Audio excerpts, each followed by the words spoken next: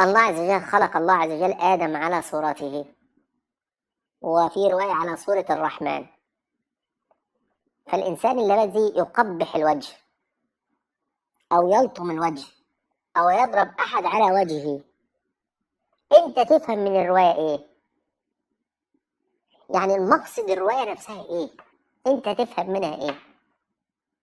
تفهم أن وجه الإنسان هذا وجه معظم.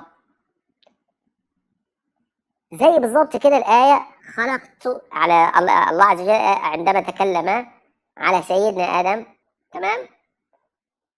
أن الله عز وجل خلقه بيديه، خلقت بيدي. فده من باب إيه؟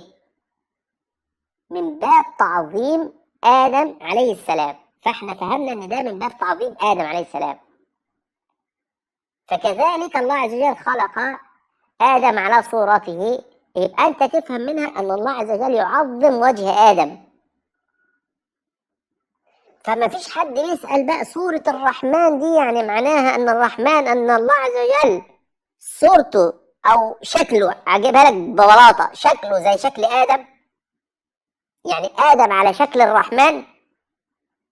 فأنت بتفهم من مدلول الحديث إن أنت تعظم الخلقة ديت، فما تضربهاش، ما تحقرهاش، الكلام ده كله.